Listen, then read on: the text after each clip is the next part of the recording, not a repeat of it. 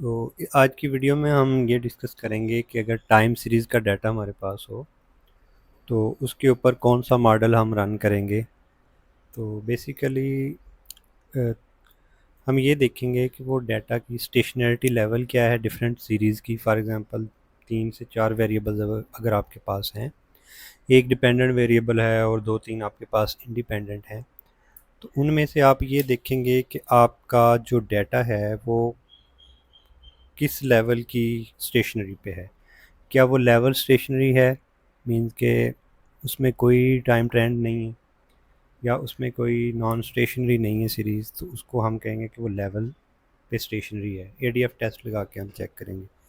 और बाकी सीरीज़ का देखेंगे तीनों का कि फर्स्ट डिफरेंस पे स्टेशनरी बन रही है या सेकंड पे या लेवल पे। तो ये एक्सेल की शीट है, इसको आप देख सकते हैं कि इसमें 3 वेरिएबल्स हैं मेरे पास। एक डिपेंडेंट मैंने कंसिडर किया है वाई वेरिएबल, एक दो इंडिपेंडेंट वेरिएबल हैं x1 और x2। तो आपका जो डाटा है उससे आप इसको रीनेम कर सकते हैं, आपके पास जो भी वेरिएबल्स हैं। तो डेट मैंने 1924 से स्टार्ट किया डाटा और ये 2023 तक का डाटा है। तो इस डाटा में हम देखना चाहते हैं कि क्या इनके दरमियान कोई लॉन्ग रन रिलेशनशिप एग्जिस्ट करता है इन वेरिएबल्स के दरमियान। तो सबसे पहले हम ये फिर चेक करेंगे इनका स्टेशनैरिटी लेवल। तो इसको हम इंपोर्ट करेंगे ई व्यूज़ में इस डाटा को, और फिर फर्दर इसका आगे एनालिसिस करेंगे। तो ई व्यूज़ ओपन करते हैं यहाँ पे हम।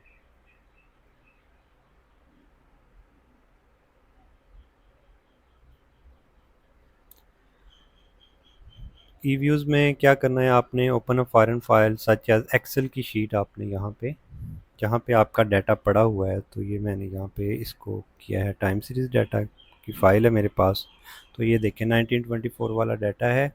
तो ये इसमें वाई है, x1 है, x2 है, वो सारा आ गया। तो यहाँ पे हम नेक्स्ट को क्लिक करेंगे, फिर नेक्स्ट करेंगे, नेक्स्ट, एंड देन इसको फिनिश कर देंगे और इसको ओके यस। तो अभी हमारे पास ये देखें ई व्यूज़ में डाटा हमारा इंपोर्ट हो गया। तो इसमें 3 वेरिएबल्स शो हो रहे हैं, वाई, x1, x2।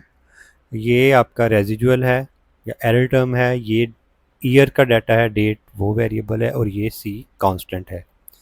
तो वन बाय वन हम सीरीज़ की स्टेशनैरिटी चेक करते हैं।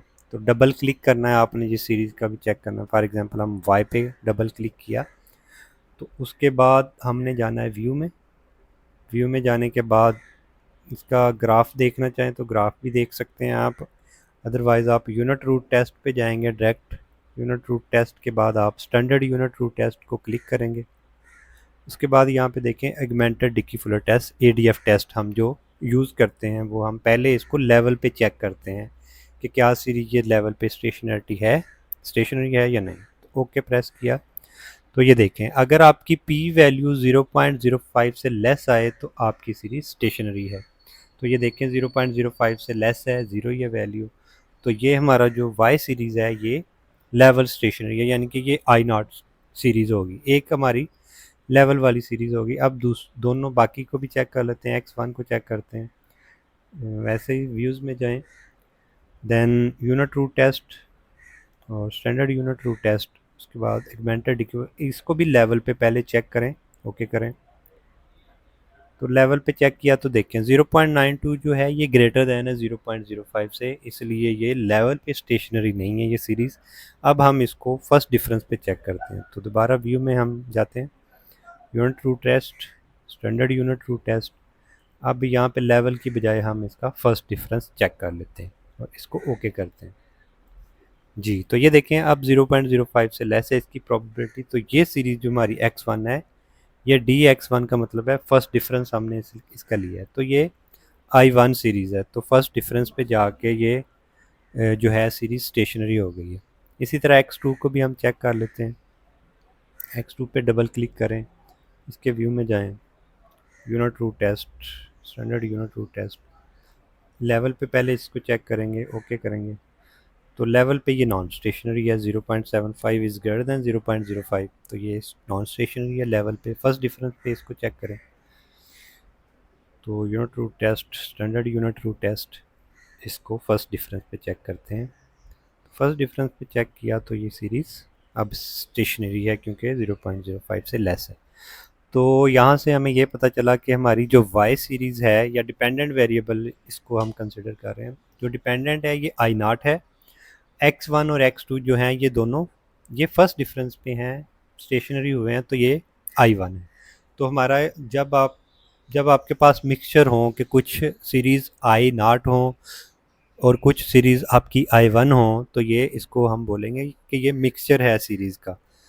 तो तब आप जो मॉडल रन करेंगे वो ARDL augmented auto regressive distributive lag model ARDL model आप इसमें यूज़ करते हैं। तो ARDL के दो वर्जन हैं, एक है ARDL लॉन्ग रन वर्जन और एक है शॉर्ट रन। अगर तो अब हमने आगे इनका चेक करना है कि क्या इनके दरमियान को इंटीग्रेशन एग्जिस्ट करती है इन तीन वेरिएबल्स के दरमियान या किसी दो के दरमियान, या इनके दरमियान को इंटीग्रेशन एग्जिस्ट नहीं करती। को इंटीग्रेशन का सिंपली मतलब यह है कि क्या इनके दरमियान लॉन्ग रन रिलेशनशिप एग्जिस्ट करता है इनका। तो अगर तो को इंटीग्रेशन या लॉन्ग रन रिलेशनशिप एग्जिस्ट करता है तो तब इसका लॉन्ग रन वर्जन ARDL का यूज़ होगा। अगर इनके दरमियान को इंटीग्रेशन एग्जिस्ट नहीं करती तो इनका ARDL शॉर्ट रन वर्जन जो है वो यूज़ होगा। तो अब नेक्स्ट स्टेप हमारा ये है कि हमने इनके दरमियान को इंटीग्रेशन टेस्ट करनी है कि इनके दरमियान को इंटीग्रेशन एग्जिस्ट करती है या नहीं। तो उसके लिए हम क्या करेंगे, क्विक पे क्लिक करेंगे आप। क्विक के बाद आप एस्टिमेट इक्वेशन पे जाएंगे। एस्टिमेट इक्वेशन पे जाने के बाद यहाँ पे अब आपने अपने वेरिएबल्स का नाम लिखना है। तो सबसे पहले आपका जो डिपेंडेंट वेरिएबल है वो आप लिखेंगे, उसके बाद कांस्टेंट आएगा C, ये वाला C कांस्टेंट आ गया। उसके बाद आपके इंडिपेंडेंट वेरिएबल जितने भी हैं वो आप उनके नाम लिख देंगे। तो इस डाटा में हमारे पास दो इंडिपेंडेंट है, एक x1 मैंने लिख दिया, एक x2 लिख दिया। तो ये आपकी क्वेश्चन बन गई। y डिपेंडेंट हो गया, C कांस्टेंट, x1 और x2 आपके दो इंडिपेंडेंट वेरिएबल्स आ गए। यहाँ पे आपने क्या ऑप्शन क्लिक करनी है, यहाँ पे आपने ARDL सेलेक्ट करना है क्योंकि आप ARDL यहाँ पे यूज़ होगा, ये auto regressive distributive lag model. तो ये आपने सेलेक्ट कर लिया। अब ये जो लैग्स हैं कि कितने डिपेंडेंट वेरिएबल की प्रीवियस वैल्यूज़ आपने डालनी है और कितनी इंडिपेंडेंट के, तो वो आप ऑटोमेटिक उसकी सिलेक्शन 4/4 ही हम रहने देते हैं और इसके बाद इसको करते हैं ओके। तो ये आपके रिजल्ट्स आ गए हैं इसके। तो अब आपने कैसे चेक करना है कि को इंटीग्रेशन एग्जिस्ट करती है कि नहीं, तो इसको आप नीचे इसको ड्रैग करना है ये रिजल्ट्स को, और इसकी F वैल्यू को आपने चेक करना है। तो यहाँ पे आप अब देख सकते हैं ये रिजल्ट्स में। अब आपने क्या करना है, इसके व्यू में जाना है। ये जो आपने ARDL मॉडल रन करके ये निकाला है, इसके व्यू में जाएं। व्यू में जाने के बाद कोएफिशिएंट डायग्नोस्टिक पे आपने क्लिक करना है। इसको आगे देखें, इसमें आ रहा है long run form and bound test. तो बाउंड टेस्ट ARDL के लिए यूज़ होता है। को इंटीग्रेशन टेस्ट अगर आपने करनी है ARDL मॉडल की तो बाउंड टेस्ट यूज़ होगा। तो बाउंड टेस्ट पे आपने क्लिक करना है।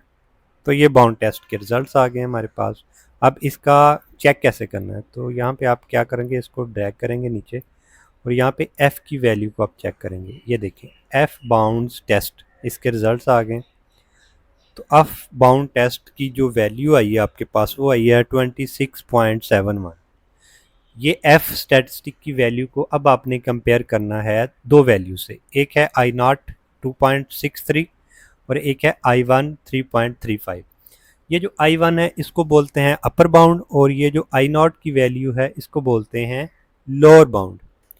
तो अब आपने इसको चेक करना है कि आपकी अगर F की वैल्यू आपके अपर बाउंड से ज़्यादा है, यानी कि अगर ये वैल्यू 26.7 ये अगर 3.35 से ज़्यादा है, अपर बाउंड से अगर ज़्यादा है F की वैल्यू, तो को इंटीग्रेशन या लॉन्ग रन रिलेशनशिप एग्जिस्ट करता है।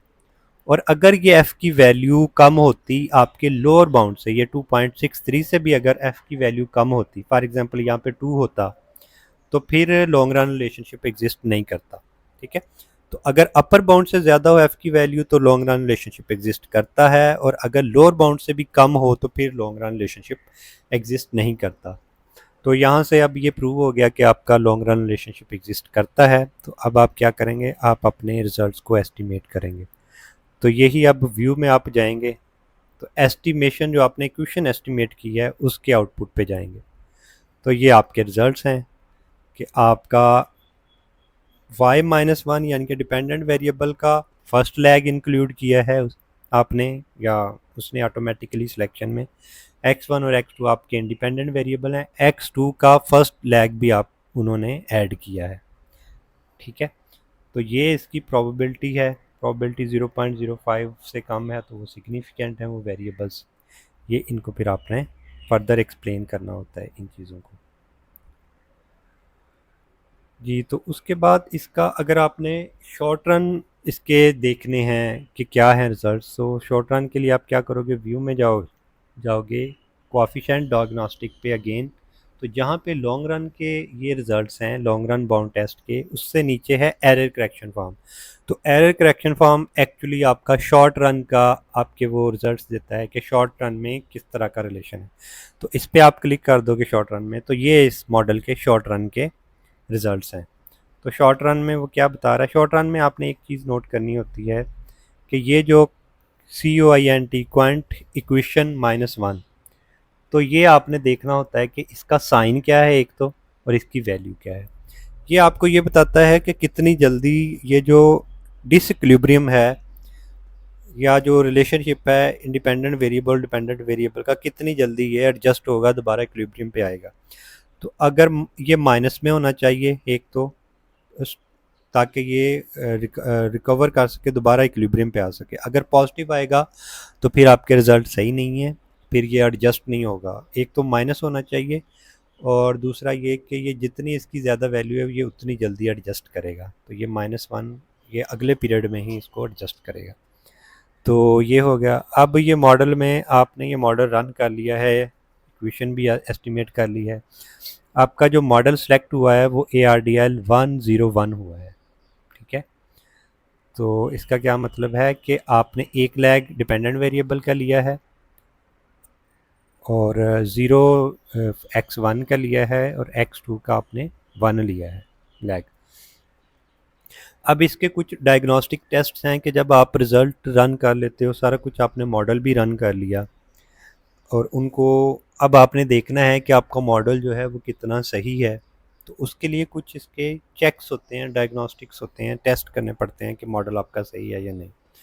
तो उसके लिए 2-3 आपको टेस्ट करने पड़ते हैं। एक तो सीरियल कोरिलेशन टेस्ट है, एक उसका नॉर्मेलिटी टेस्ट है, और एक उसका हेट्रोस्डास्टिसिटी टेस्ट आप कर सकते हैं उसका। तो सबसे पहले हम इसका चेक करते हैं। डायग्नोस्टिक्स में जाएंगे, डायग्नोस्टिक में कैसे जाएंगे, आप व्यू पे क्लिक करेंगे। व्यू पे क्लिक करने जो भी डायग्नोस्टिक टेस्ट हैं वो रेजिडुअल डायग्नोस्टिक्स में आएंगे। रेजिडुअल डायग्नोस्टिक में यहाँ पे आप जब आएंगे तो नीचे अब आपके पास 3 टेस्ट शो हो रहे हैं, histogram normality test, serial correlation test और हेट्रोस्डास्टिसिटी टेस्ट। तो तीनों को 1 बाय 1 आप चेक कर लेंगे। पहले आप नॉर्मेलिटी टेस्ट को फॉर एग्जांपल क्लिक करते हैं तो ये आपके पास एक इमेज आएगी। तो ये देखें आपका जो एरर टर्म का ग्राफ है ये नॉर्मली डिस्ट्रीब्यूशन बेल शेप आपको नज़र आ रहा है।